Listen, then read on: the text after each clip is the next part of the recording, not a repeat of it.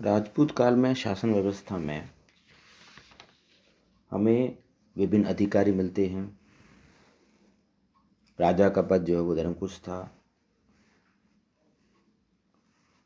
वंशानुगत था और उसकी सलाह के लिए मंत्रिमंडल भी था, जिसमें हमें विभिन्न अधिकारी संधि विग्रहक, अक्षपटलिक, मुद्रा प्रतिहार, महाप्रतिहार, महादंडनायक, न्यायालय के अधिकारी, न्यायाधीश, धर्मस्थ, नियुक्तक, दंडनायक, इनका वर्णन मिलता है। राजा विभिन्न प्रकार के विरुद्ध धारण करता था। हमें कहीं कहीं पर महाराजा, कहीं पर महाराणा, कहीं पर महारावल के विरुद्ध मिलते हैं। किंतु जब मुगल काल में ये बादशाहों के अधीन आ गए, इन्होंने अधीनता स्वीकार कर ली, तो बाद में ये उनके जागीरदार बन गए और इनकी जो जागीर थी वो मुगल बादशाह की अनुकंपा पर थी। जैसे ही जोधपुर में जसवंत सिंह की मृत्यु हुई, औरंगजेब ने उसे खालसा घोषित कर दिया और ये मुगलों की सिपह सालार थे और इन्हें मुगल अपने प्रांतों में भेजते थे। विभिन्न युद्ध अभियानों में इन्हें भेजा जाता था। जैसे महाराणा प्रताप के विरुद्ध मानसिंह को भेजा गया, शिवाजी के विरुद्ध जयसिंह को भेजा गया। तो अब जो मुगल काल में स्थिति थी, इनकी जो स्थिति वो अब एक जागीरदार रूप में हो गई। और बाद में मुगलों के पतन के बाद में जब राजस्थान की रियासतों ने ईस्ट इंडिया कंपनी के साथ संधियाँ कर ली, जिन्हें हम सहायक संधियाँ कहते हैं, तो तब भी इनकी स्थिति वैसी की वैसी बन रही। मतलब इनकी जो स्वतंत्रता थी, इनका जो संप्रभुता थी वो अब समाप्त हो गई थी।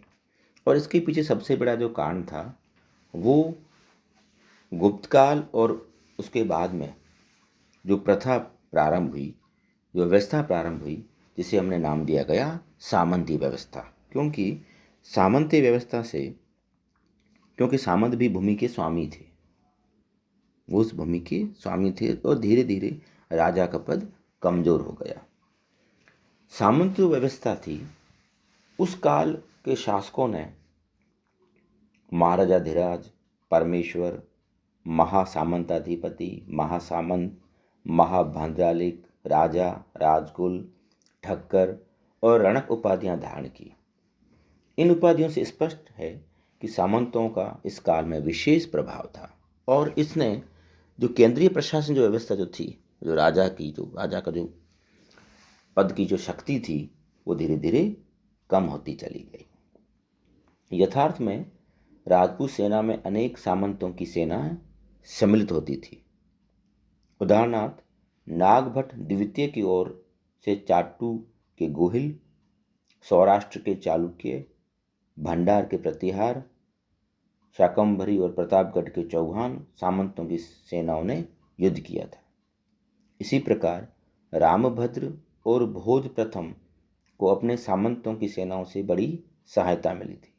परमार, चालुक्य, चौहान और कुलचित राजाओं के अनेक सामंत थे, लेकिन धीरे धीरे ये सामंत जब शक्तिशाली होते चले गए और केंद्रीय सत्ता कमजोर हुई, तो उन्होंने अपने आप को स्वतंत्र शासक सिद्ध कर दिया। इसीलिए हर्षवर्धन के समय में जो सामंती व्यवस्था थी, हर्षवर्धन तक ही नियंत्रण में रही और हर्ष की मृत्यु के पश्चात वो सामंत अपने आप में स्वयंभू शासक बन गए और पूरे उत्तर भारत में छोटे छोटे राज्यों की स्थापना हो गई और परिणाम स्वरूप 3 गुटों में लगातार 300 वर्षों तक संघर्ष हुआ।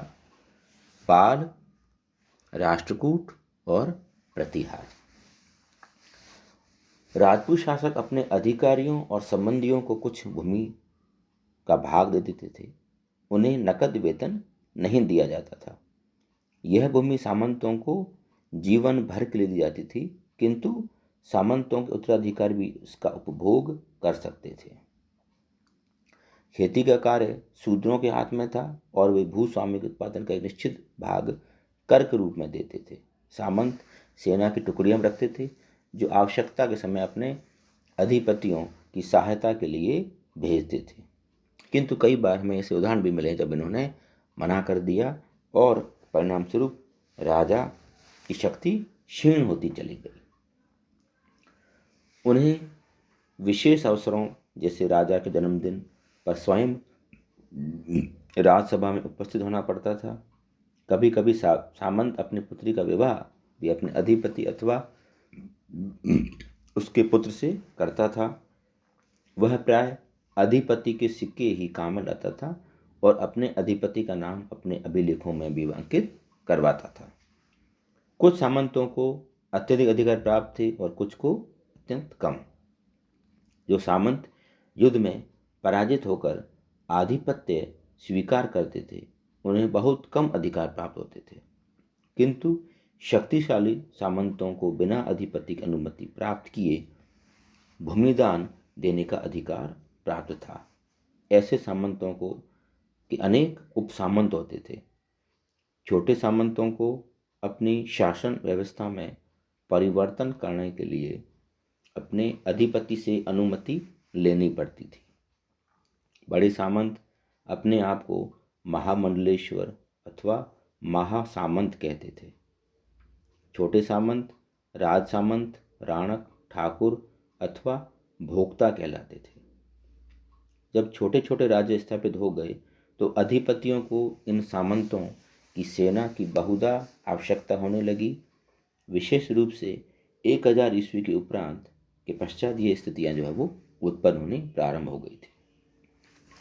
अब क्योंकि सामंतीय व्यवस्था जो थी वो धीरे धीरे केंद्रीय प्रशासन को कमजोर कर रही थी, तो हमें देखते हैं कि जो राजा है उसका पद धीरे धीरे कमजोर होता चला गया। शासन व्यवस्था पर सामंत व्यवस्था का क्या प्रभाव पड़ा?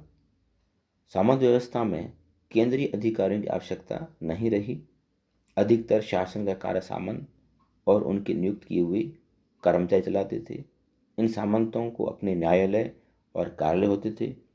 वे ही अपनी जागीर में न्याय करते थे और शांति व्यवस्था बनाए रखते थे।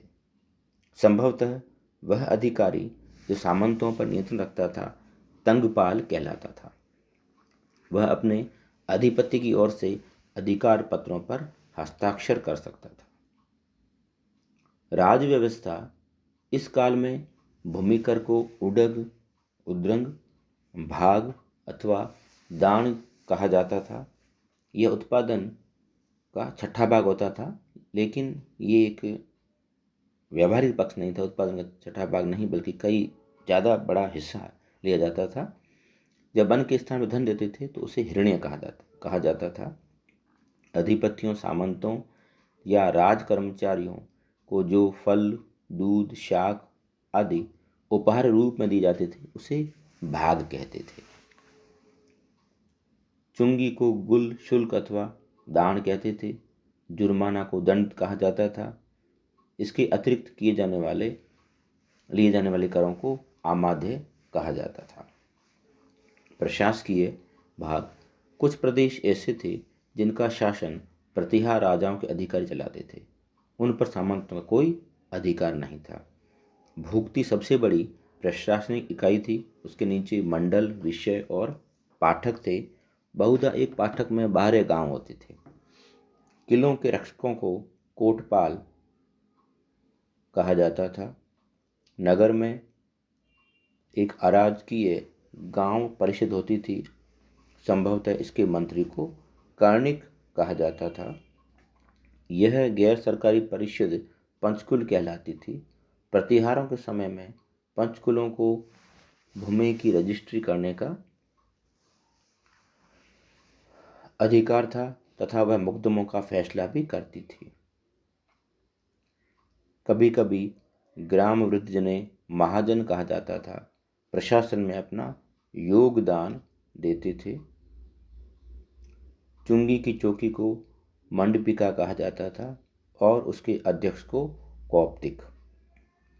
दंड और पुलिस व्यवस्था। चोरों को यातनाएं दी जाती थी। कम तोलने वाले की जीभ अथवा हाथ पैर काट लिए जाते थे। पर स्त्रीगामी को एक स्त्री की लोहे की तपी प्रतिमा से बांध दिया जाता था। जेलों में भी सख्ती दी जाती थी। पुलिस का सिपाही तेलार, दंडपाशिक अथवा आरक्षक कहलाता था। संभवतः सरकारी वकील को साधनिक कहते थे। उपयुक्त विवेचन से स्पष्ट है कि जब देश में कोई ऐसी शक्ति नहीं थी तो केंद्र से देश का शासन चलाते। राजपूत शासकों ने एक शासन व्यवस्था स्थापित की जो उनके राज्य में शांति व्यवस्था प्रबंध रख सके। किंतु कालांतर में यही सामंती व्यवस्था उनके पतन का कारण बनी।